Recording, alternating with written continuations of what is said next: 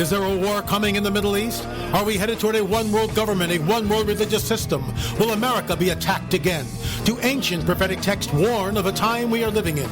Are we in the last days, the time of Jacob's trouble, the end of the world as we know it? And what are the increase of UFO sightings? While we may disagree as to what is causing the phenomenon, we can agree that it is real, burgeoning, and not going away. Is this the coming great deception that ancient prophecy warns us about? Does time seem to be accelerating? Join me, your intrepid host, L.A. Marzulli, as we explore these and other riveting and stimulating topics. This is Acceleration Radio. Understand why endless searching cry to understand why endless searching cry to understand, understand.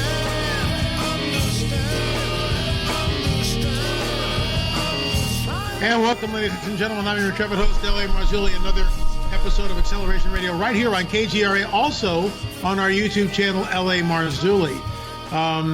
Thanks for signing up on YouTube. It's always great to see the numbers go up. I think we're like almost 107,000 subscribers, and I just want to thank each and every one of you for doing that.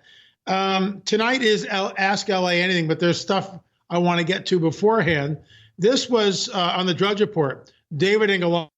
This was actually from the blog yesterday. Biblical bombshell as archaeologists discover origins of David and Goliath battle. Now, let me preface this by saying this, that mainstream archaeologists and the scientific community look at the biblical prophetic narrative as polite mythos. What I mean by that, well, those were stories that were just handed down, and there really weren't giants, and there are no miracles, and people don't walk on water, no virgin birth, no talking donkeys, floating axe heads, water that stands up at a heap, water that's turned to wine. There is no supernatural. Everyone can go back to sleep.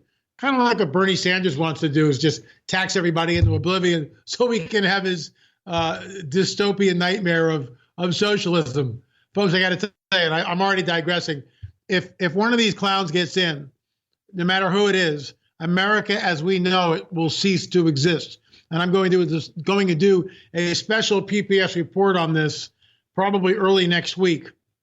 Because seriously, if one of these clowns gets in who wants to tax everybody to death and huge government and socialism, it's over. America as we know it, it's over. And of course, this is what the deep state and the globalists really want to do anyway. But let me continue. This is the quote from the article. This is a surprise of sort for 23 years of excavations at the site. So these people have been digging and digging and digging, and all of a sudden, the archaeologist adds, perhaps the legends of giants among the Philistines, and in particular from Gath, Goliath, and others, might have arisen, among other reasons, from seeing the impressive monumental remains of the city in the centuries after its destruction. So even here, they're still not going with it. Now, get this. The building blocks themselves are also bigger. In other words, when they dig down to this original city, they discover that some of these blocks are 6 feet, 6.5 feet in length. Okay. Now we're looking at megalithic stones. Whereas in the other layers, they're only about 1.5 feet. That's headstone. I call that headstone. It's about like this. So a man or two men can pick that up and move it. But now on the lower level, we've got stones that are up to 6.5 feet and perhaps even larger. But of course, they still say, well, Goliath and others might have arisen among other reasons from seeing the impressive monumental remains of the city in the centuries after its destruction. Of course, exactly. So we take the biblical account of David and Goliath was always about 6.5 feet. But let me get into this. This was from the blog yesterday, lamarzulli.wordpress.com. Most of us know and are very familiar with the story of David and Goliath. David slew the Philistine giant Goliath. According to some, Goliath really wasn't that big, perhaps only 6.5 feet in height. Others insist that Goliath was not a Nephilim giant, and in fact, there were no Nephilim at all after the flood. Remember, the Nephilim are the offspring of the fallen angels and the women of earth cohabiting together and creating a hybrid being known as the Nephilim. This hails back of a Genesis 3:15 narrative. And unless we come to an understanding of that, we will never have an understanding of the biblical prophetic narrative. Genesis 3:15 states, and this is really important, that the seed, the offspring of the dragon, of the serpent, will be at enmity, at war with the offspring, the seed of the woman. He, the one who's going to come from the woman's seed, will crush the dragon's head. You will bruise his heel. That sets up the rest of the biblical prophetic narrative. 3 chapters later in Genesis 6, we read about the Nephilim were on the earth in those days and also afterwards. And folks, in my opinion, and also afterward means exactly what it says. And also afterwards. And what does that mean? How is that accomplished? Well, the Bible tells us very succinctly. When the sons of God went into the daughters of men and had children by them. What's there even to discuss? There it is in black and white, but people twist it to the point, oh, there's no Nephilim after the flood. There is. And I have a new book coming out. It's basically, it should be out right before Christmas. It's not a real exhaustive book, but it has what I believe solves the conundrum of the second incursion. And I think you'll find that interesting. Well, let's continue.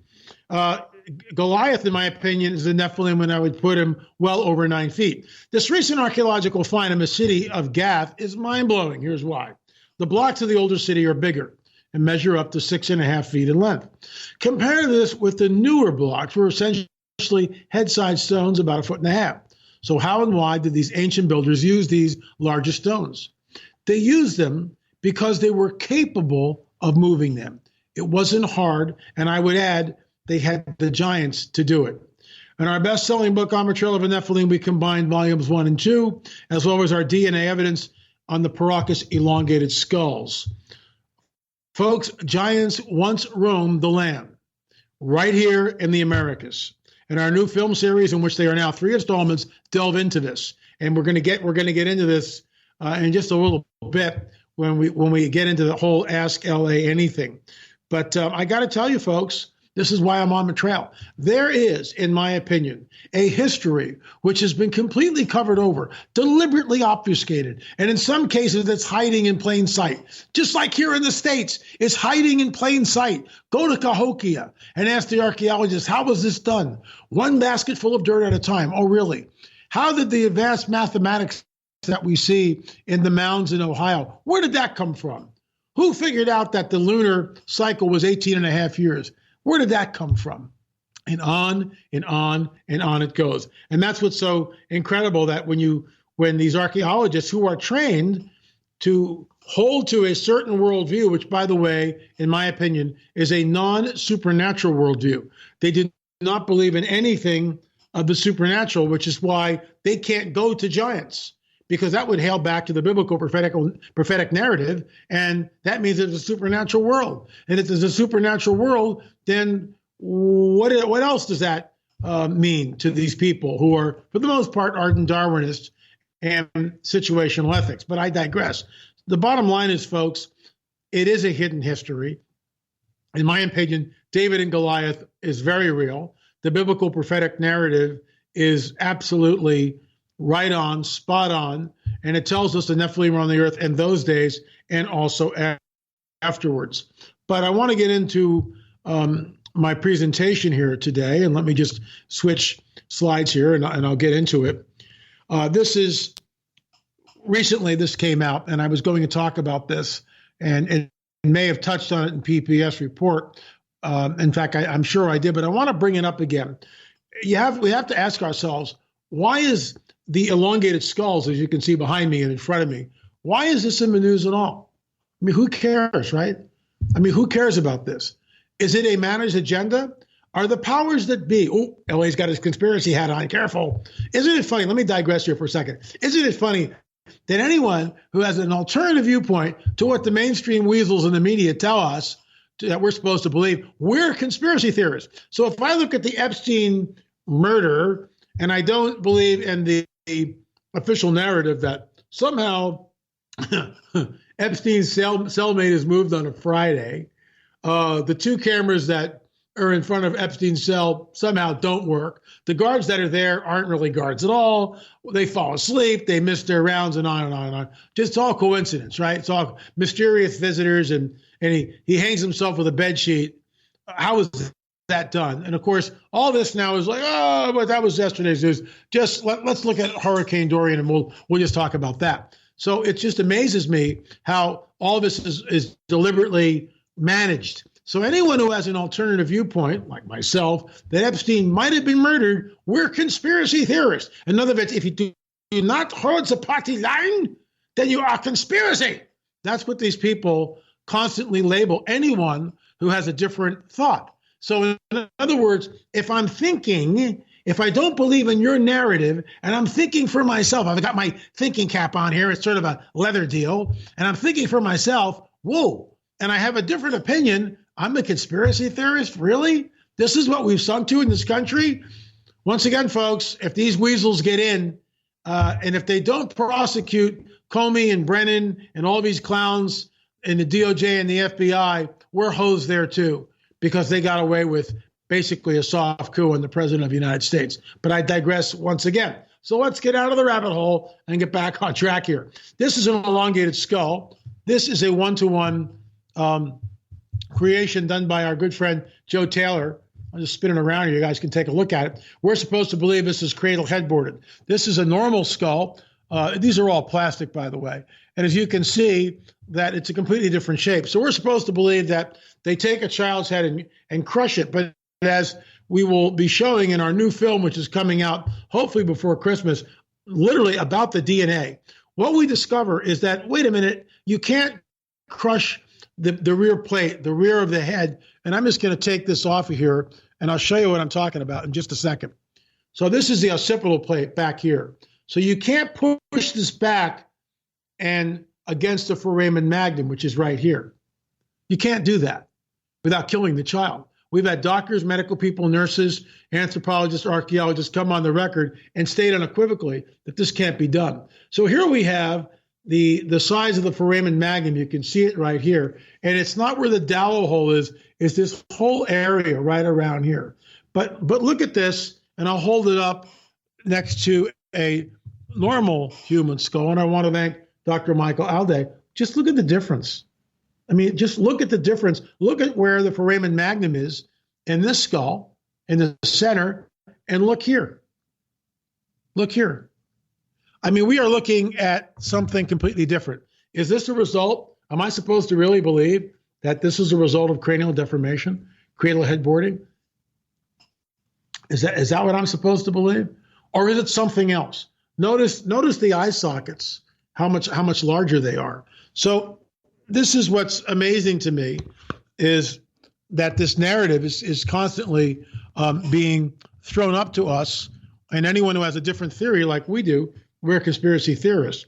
So this is another example of a giant skeleton over 7 feet inches found in the Okefenokee Swamp. These giant skeletons between 7 and 12 feet were found in the Americas. And we've got written testimony from the Smithsonian's book, and we'll be showing that in our DNA film. Artificial cranial deformation is a deliberate act performed on infants with the aim to achieve a desired skull shape using boards, pads, or specially made headdresses. We're not disputing that cranial deformation was done. The question is, why are they doing it? Explained Kendra Sirak, a postdoctoral fellow at Harvard Medical School, and another lead authority of the study. Researchers note that the practice was typically used to denote status, nobility, or affiliation to a specific class or group. Okay, that may be, but what if it's not? What if it's genetic? And that's why our DNA evidence and the new film coming out, we're going to push back against this, because what we believe is this is genetic. It is not the result of cranial deformation. And we're going to really talk about this in the DNA film, which will be out. It's film episode 4 and On the Trail of a Nephilim series. It'll come out sometime in November. Folks, I'm really passionate about this subject. Why? Because it points back to the validity of the biblical prophetic narrative. All this, everything, the David and Goliath story, points back to the validity of the biblical prophetic narrative. Our research, our DNA evidence on the Paracas skulls points back to the validity of the biblical prophetic narrative. Some people have hijacked our results and made it sound like it's their own. And that's one of the reasons why we're coming out with the film, to show that this was our team that went down there and did this. And our team consisted of Rick Woodward, who did extensive research on the foramen magnum, Mondo Gonzalez, who was our archaeologist. By the way, Rick is our anthropologist on the team and also an archaeologist. Mondo was our lead archaeologist in Peru. Our contact person down there was an archaeologist at the Ica Museum, Ruben Soto Garcia, who won't have anything to do with this now because he doesn't like the results of the DNA evidence because it pointed to haplogroups originating in the Middle East and in Europe. Is this conclusive? Of course it's not conclusive. More testing needs to be done. Will they allow us to do more testing? As of now, no. Why? Because they did not like the results that we came up with, in my opinion. But that's my opinion, and I guess I'm stuck with it. So this is the very elongated Chongos skull that we see at the Chongos Museum. We're going to show this in the film. It's groundbreaking. We actually turn the skull upside down, and you can hear me on film. I go, oh my gosh, the foramen magnum right here is all the way in the back. So you can see that I'm going to put my finger right where it is. So it's if it's any further back, it's literally outside the skull, and that's what we see here in this skull also. That the foramen magnum is basically pushed all the way to the rear of the skull. So it's absolutely incredible, and we think Dr. Michael Alday thinks, Dr. Malcolm Warren thinks and believes. We've had nurses, other medical doctors, other archaeologists and anthropologists, some who come on the record, some who don't, all state that this is not the result of cranial deformation. So we've got the Chongo skull, and we'll be showing that. That was as far as we know, that may have been the first, where someone actually took it out of the case and let us handle it. We didn't touch it, but well, we touched it, but they held it. This woman here held it. And when she turned it over, you can hear me gasp on film, oh my gosh, it's all the way in the back. And what I'm talking about, of course, is the position of the foramen magnum. All of this is in our new book, On the Trail of the Nephilim, Volume 1 and Volume 2. So let me go here to, I just want to give a shout out to the True Legends Conference. That's coming up September 13th to 15th. I will be there. Look at this lineup. Steve Quayle, Timothy Alberino, Chase Klotze, Gary Stearman, Michael Schratt, Hugo DeCaris, and George Knapp. Can't wait to sit down with George Knapp if I can and talk shop with him regarding Bob Lazar. I spoke with Lazar 95, 6, 7, somewhere in that, I think more like 95 or 96. He was at the Little Alien in Rachel, Nevada. There was a very small group of people that gathered for a conference there under a tent, and that was put on by Gary Schultz, who appears in our film in their own words. But I talked with Lazar, and I asked him questions. And what amazed me is it's decades later, and Bob Lazar has never backed away from his original statements of what he saw. And now with all this UFO stuff coming out, I think it makes Lazar's testimony even more poignant. So it's September 13th to 15th, 2019. There is live streaming available. You'll definitely want to go check that out. And what can I say, folks? Go to stevequayle.com, stevequayle.com, or truelegends.com and sign up today. So for some reason, and I don't know why this is happening here. Let me see if I can. I actually had Gilgal Raphaim that was actually in here, and I wanted to show you guys that.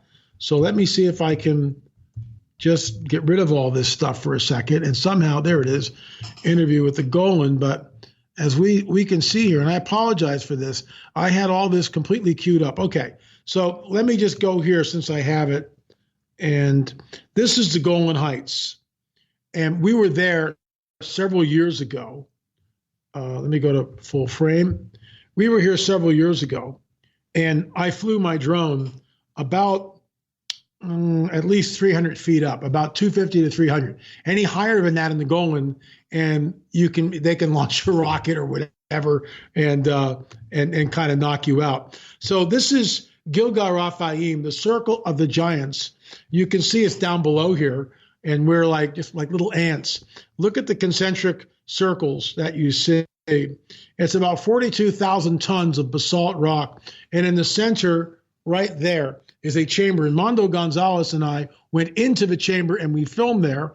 And all of this will be coming up in an episode of On the Trail of the Nephilim, episode 7 or 8. I'm not sure when we're going to get to it. But this is what's amazing. As you come down and you can see our group, this was one of our trips to Israel. And you can see that we're like little ants. And now I'm gonna buzz around the circle, and you can start to see it.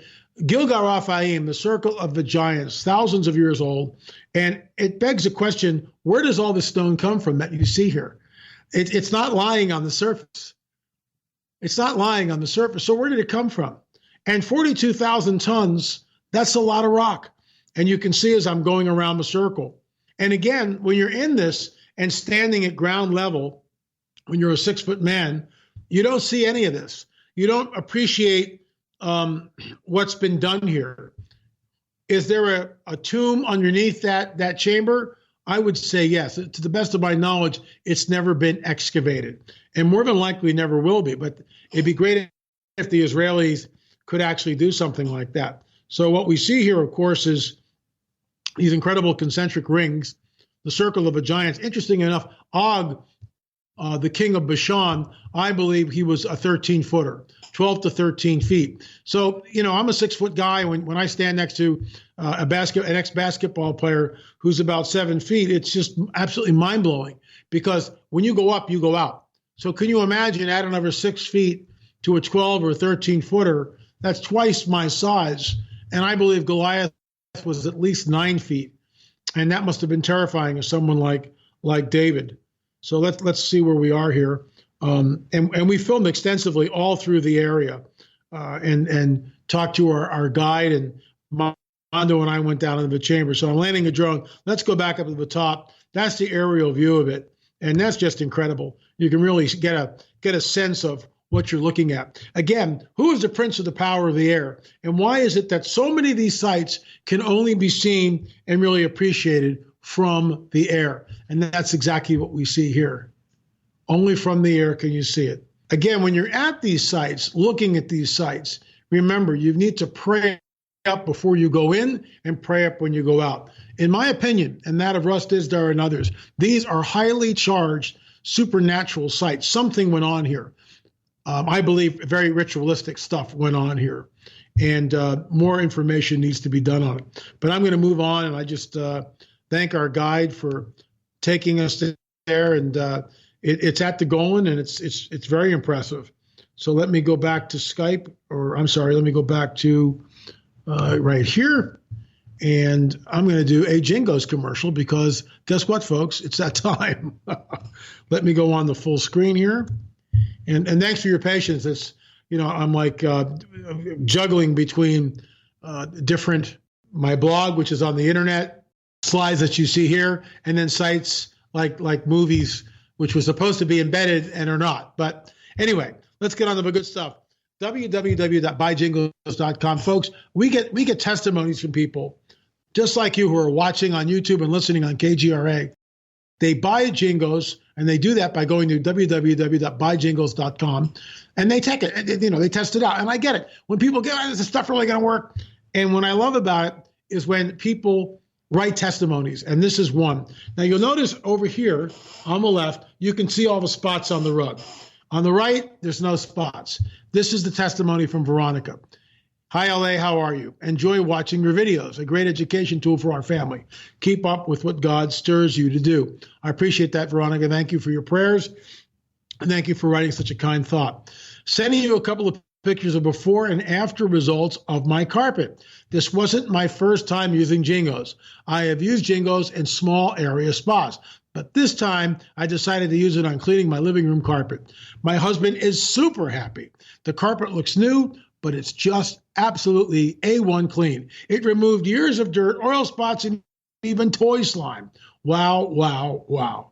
We are happy with the results. Thank you, Jingos. Folks, www.buyjingles.com, buyjingles.com. Check it out. It also comes in the 1 gallon sizes.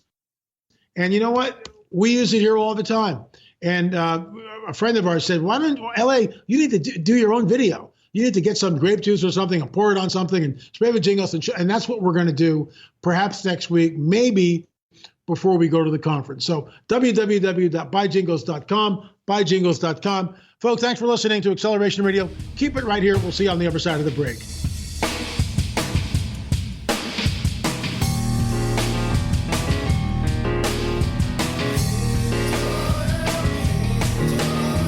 Lying in the night car, blue canopy below, and a searching cry holds the one who lies there.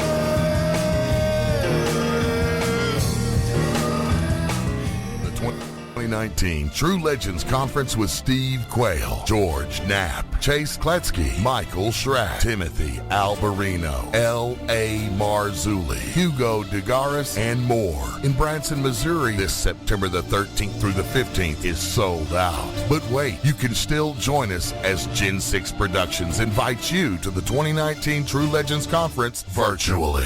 With the Mansion Theater sold out from the comfort of your own home, you can join 3,000 ticket holders live by going to gen6.com/store/live streaming and get your video on demand live stream ticket, get a free bonus, and save money. Use promo code KGRA and save $20 when you pick up your 2019 streaming pass. Then you will get video on demand access to the entire True Legends 2018 conference. With tickets sold out, you can join us virtually, save $20, and get 2 conferences for the price of 1. Log on to gen6.com/store/live streaming. Use promo code KGRA20 and save $20 and get 2 conferences for the price of 1. The 2019 True Legends Conference, a Gen 6 production. Hi, Matt Ray with America's First News here, and I have great news for those of you who suffer with debilitating migraine headaches, maybe a loved one or your child does.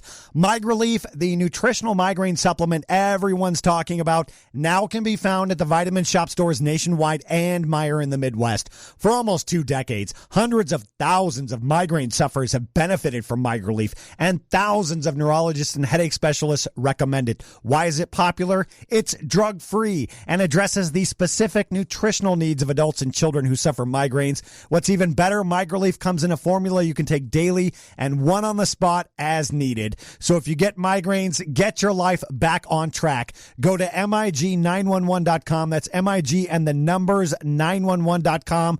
That's also where you can read the testimonials. Or head on over to your local Vitamin Shop store nationwide or Meijer in the Midwest.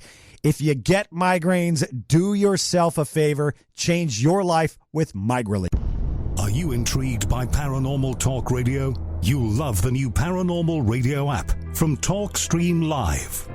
You'll find a great selection of talk shows covering UFOs, ghosts, strange phenomena, and much more. Download the Paranormal Radio app now and start listening to the very best in paranormal talk entertainment, including the network you're listening to right now. The Paranormal Radio app, free in Google Play and the iOS App Store. Your contact for current news and trending topics. KGRARadio.com.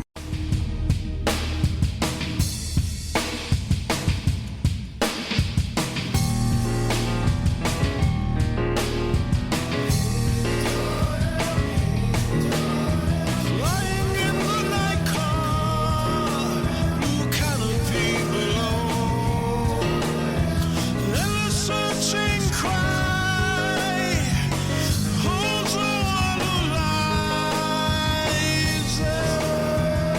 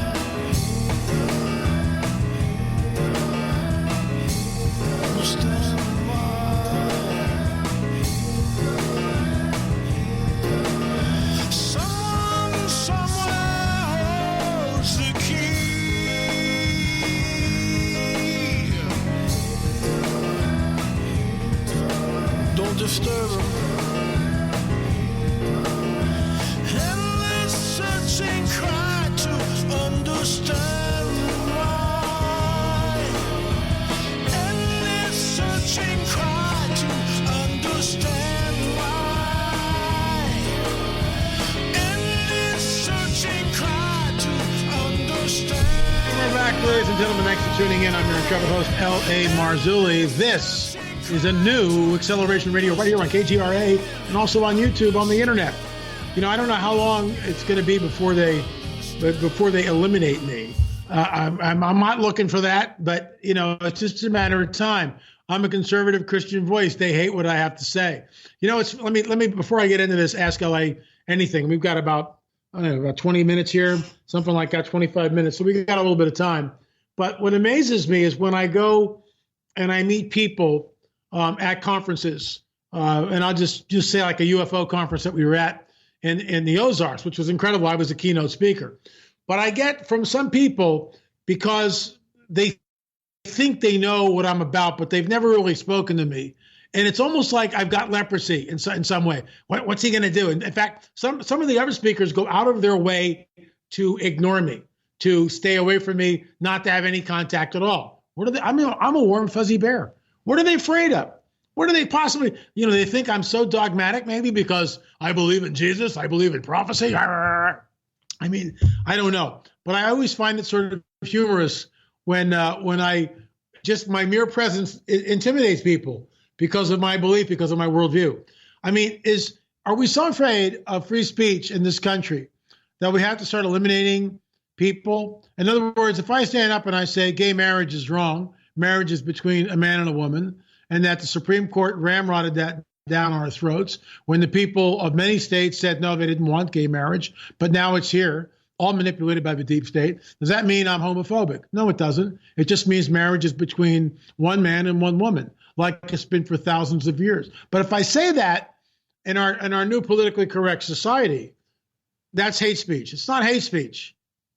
It's not hate speech at all. But see how it's manipulated, how everything is twisted? If I say I'm concerned about people coming in from countries in the Middle East that harbor and promulgate terrorism, does that mean I'm an Islamophobe? No, it just means I'm concerned. But everything is twisted. If I'm for a closed border,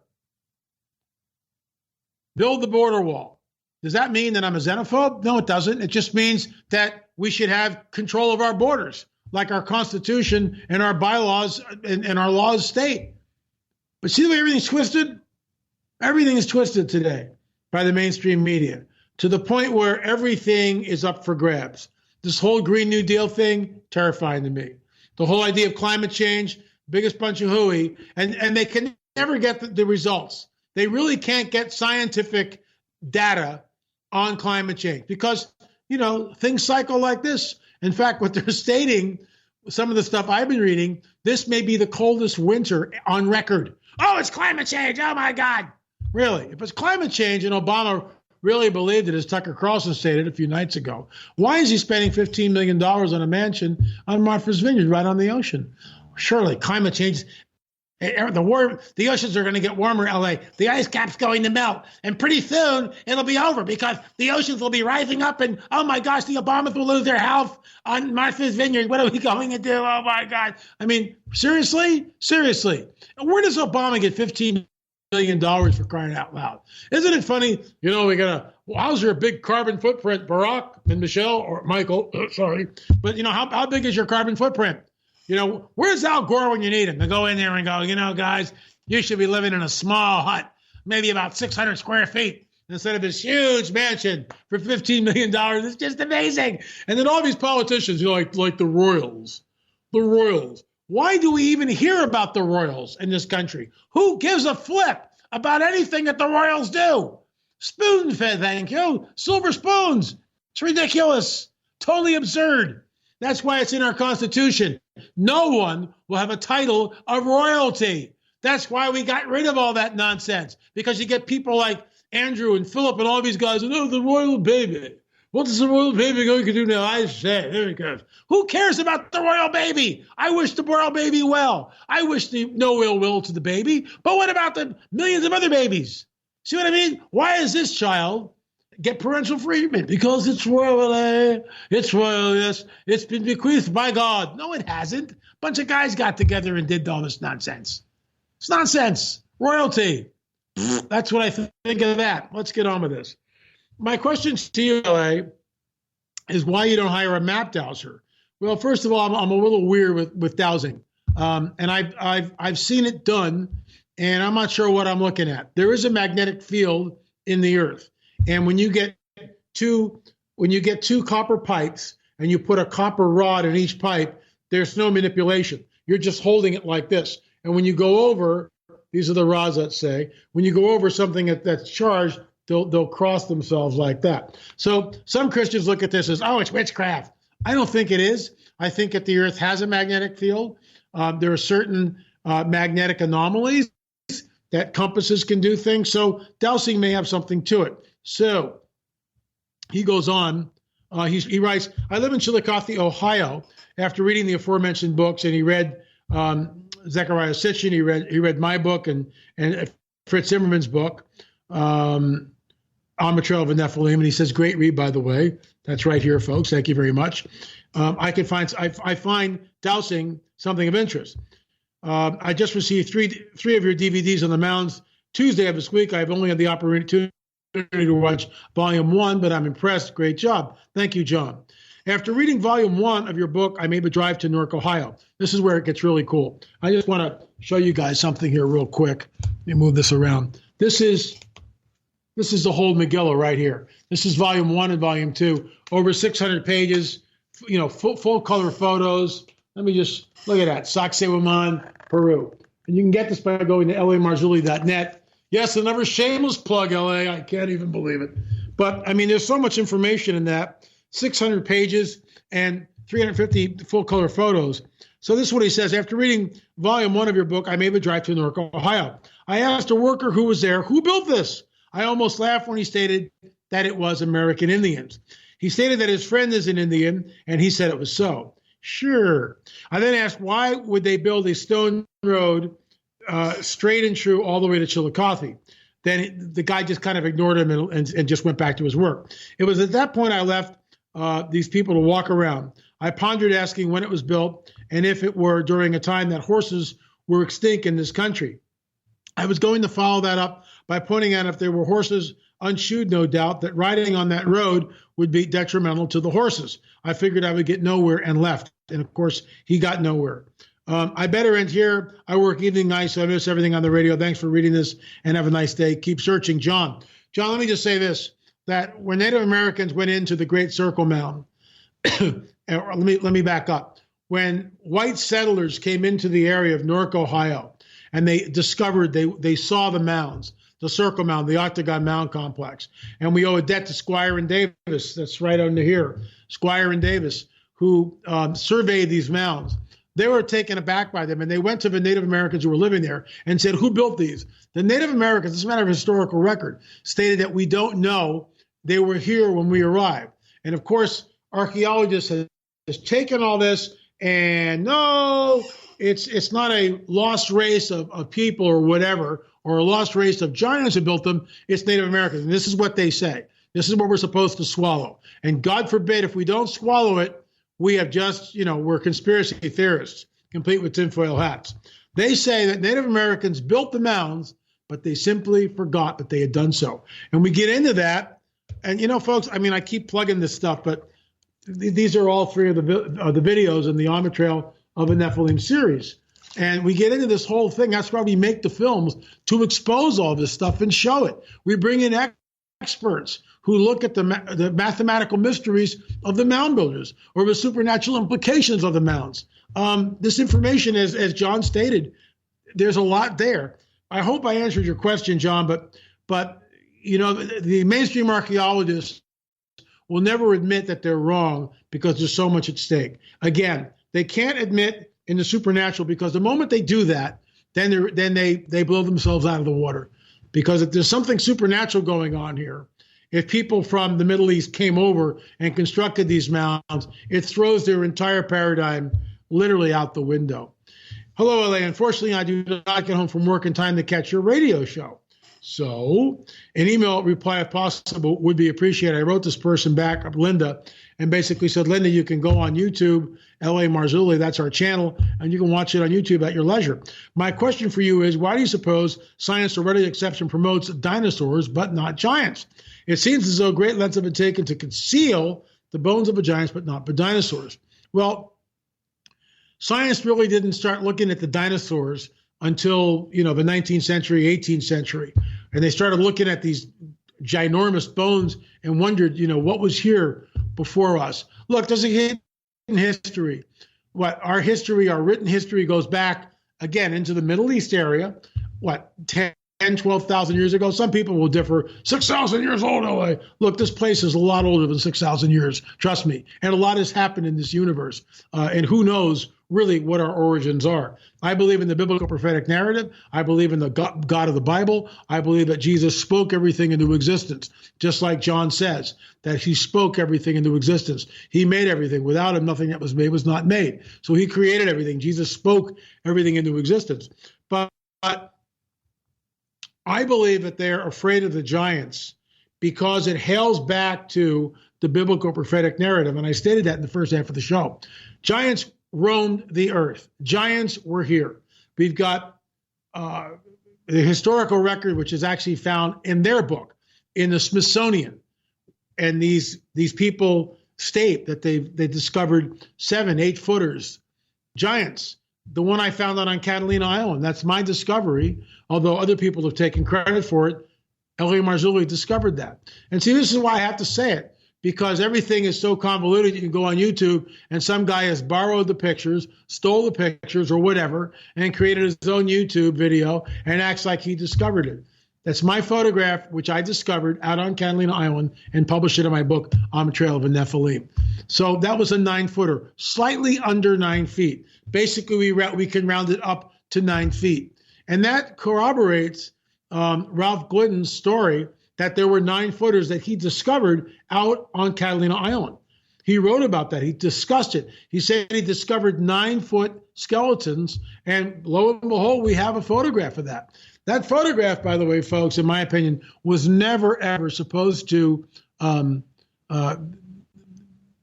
to light. It was never supposed to be discovered. And when I got there to the Catalina Island Museum, everything was cataloged. It was all in museum boxes, and I could scroll to the pictures here, but it's all in this book. But everything was cataloged in museum boxes. All the pictures were sorted out. And I asked John Borragino, who was at that time the curator of the museum, let me see the pictures. And he brought out 2 or 3 boxes, and I would open up these files and begin to look through the pictures. And within 20 or 30 minutes, I had found elongated skulls, 6-fingered skeletons, which was amazing, okay? And pictures which I believe was a giant. And sure enough, we had 3 researchers look at the giant, and they all put it, or the picture of the giant, and they all put it at just under 9 feet. And remember, when I published this in this book, On the Trail of a Nephilim, and the poster is right behind me on this side. There it is. That's the cover of the book. Catalina Island Museum put the picture up on the wall, which you can see right here. I can't script this any better. There's the picture of Ralph Glidden right behind me. Okay, there it is. But there's the original picture right here. See the giant right there? I feel like the weatherman. We have a front coming in from. Anyway, there's the giant right here. What's missing in the picture from the Catalina Island Museum? They cropped it right there. They cropped it. So the giant, which you see right here, is no longer in the picture.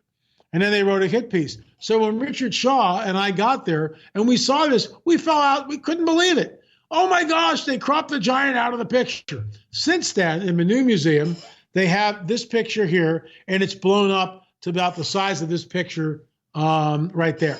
It's blown up really, really big. But there's no mention of our research that it was a 9-footer. You would think that Catalina Island Museum, for a marquee, come and see the 9-foot giant discovered right here on Catalina Island. People would light up. Are you kidding me? Can't have that LA because there are no giants. So there's an agenda. Let's go on to the next one. And thank you, Linda. This is for Chad. First of all, thank you for all you do. Thank you, Chad. My question is about one of my encounters. I have the same euphoric feeling that Al Matthews talked about in your film. In their own words, UFOs are real. I believe he called it an angelic feeling. Do you have any idea if that means it could have been an encounter with one of the good guys? Look, Chad, this is very complex. We cannot trust in our feelings. That's number one. These entities can make you feel and think and experience all sorts of stuff. So we have to go back to the Word of God, and we have to challenge the spirit. If we see and encounter something like this, we have to immediately say, in the name of Jesus, the Lord rebuke you, or the blood of Jesus, or in Jesus' name leave, or did Jesus come in the flesh? That's what we're actually told to say. So I would take your angelic feeling and immediately push it to side. These entities can make you feel euphoric. In other words, when you're looking at them, they can shapeshift. They can appear as an angel of light, not their true form. So they have the ability to appear as whatever they want to appear as. So we've got to be really careful when we begin to, delve in and have contact with these entities. In fact, I would say this, I would warn against it. I don't know what you're doing that you're having encounters like this, but I would caution you. This is probably not a good thing. Hi, LA, you are a true brother in Christ, but I consider you, Steve, Timothy, Russ, etc., as my mentors. Well, I appreciate that, Liam and Leon, and that goes a long way. Teachers and friends. My question is with the UFO phenomenon. There was little mention of the flying humanoids spotted all over the world. Do you have any info on how it connects with UFOs? Thank you, and may the Father in heaven bless you in the name of Jesus, the Messiah, Jesus the Anointed One.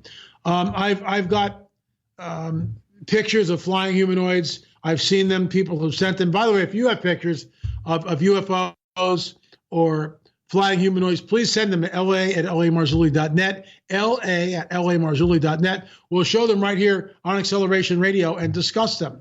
And we've had some, which I showed last week, and that really blew me away. You can see there are two craft, and there's an exchange of energy going between the craft. And I'll be showing that at the True Legends Conference on the 13th. I think I speak on Friday. And if you sign up for live streaming, it's under Marzulli 20, and you can get some dollars off. But KGRA, we're fighting over who gets what. But just sign up, folks. That's the important part. Sign up for live streaming. If you're interested in all about this phenomenon, you'll definitely want to be there. And you can be there in the comfort of your own home just by signing up for live streaming.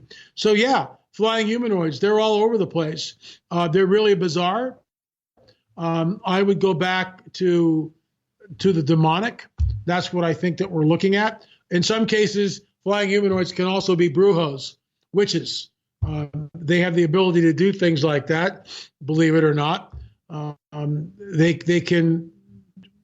can do stuff like that. They get power, but that power comes with a price, and that power is always sourced from the dark side. Now, when God shows up, God can move Philip from one place to another place. That's God, as Russ Dizdar says in our film, Secrets of the Supernatural, Voices from the Other Side.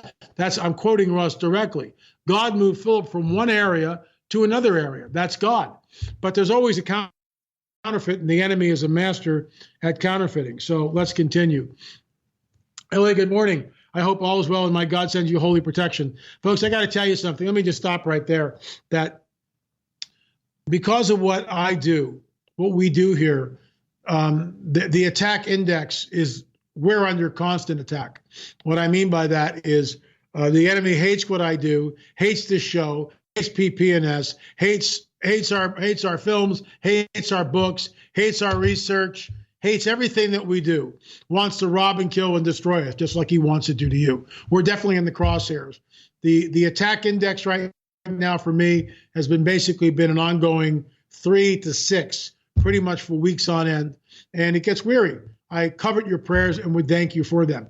You ask, how are you attacked, LA? Unwanted thoughts come in the natural state. Unwanted thoughts. Those are the fiery darts that Paul tells us in Ephesians 6 to be wary of. Unwanted thoughts, and in the dream state, when I'm helpless, laying in bed, I get hit with some really nasty dreams. Not every night, but maybe once a week. And I get up and I pray against them, and that's what I have to do. So let's get on with this, and enough of the pity party here.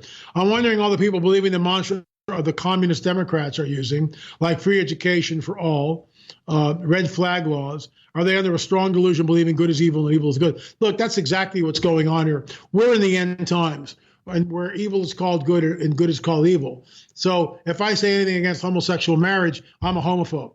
So that goes against what God's word says very specifically. But if I say anything about that, that's hate speech. If I'm pro-life, that's hate speech because a woman's entitled to kill her baby. That's what you're telling me. That's what you're telling me. I have a feeling something very bad is pending. I agree. Something that will shake everyone to their core. I agree. Not sure what's heading our way, but it's coming very soon. I agree. May God send his protection to all that believe in him and his son Jesus. I'll be talking about this at the True Legends Conference. And also, this conference just came last weekend. We will be down at Church of His Presence in Alabama the following weekend.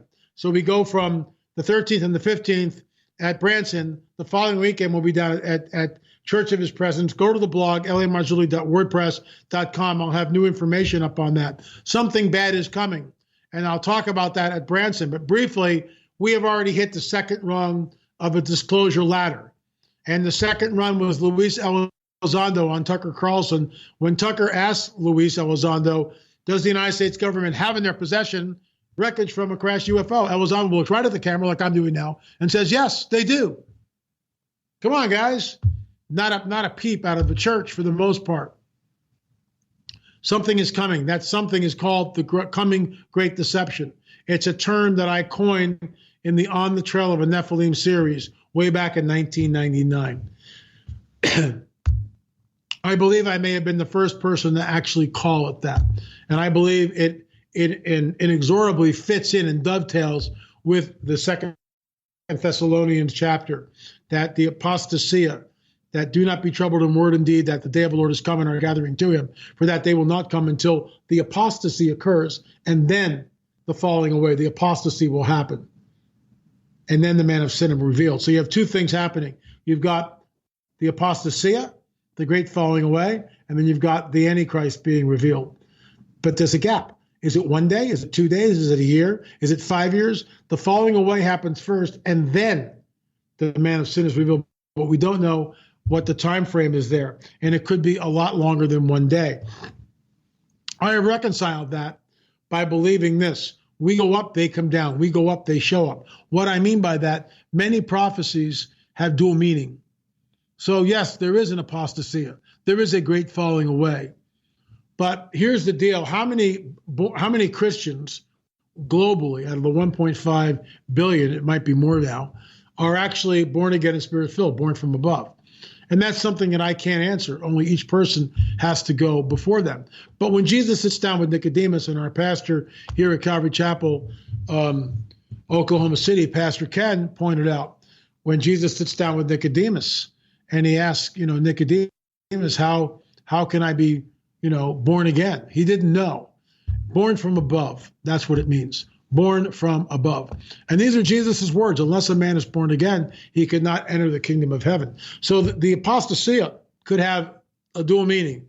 Something is holding back the appearance of the whole UFO phenomenon, in my opinion. That would be the Holy Spirit and the life of the believer. If you take out from this planet all the believers who are spirit-filled, who are essentially born again, then the great deception, the apostasia, can then continue. You would have millions of people falling away from their professed faith. That's conjecture on my part, but I've sat down with Gary Stearman and talked about it, and that's what I've come up with and reconciled it. Folks, don't forget our new DVD, Secrets of the Supernatural. You can get all three of them by going to www.lamarzulli.net. That's all the time I have for tonight. Thank you for listening to KGRA. Thank you for supporting what we're doing here. Please keep us in prayer. We've got 5 conferences here. We've got Branson. We've got the one in Alabama, Church of His Presence. Then we've got the conference down in San Antonio. Finally, right here in Oklahoma City, Prophecy Watchers Conference. I'll be speaking on Friday. I get up at 5 in the morning, take the early morning flight, and we'll be speaking in California on Saturday afternoon. And then that's it for the year. We're going to take a break. Thank you for watching. Remember, folks, we'll see you on the air or in the air.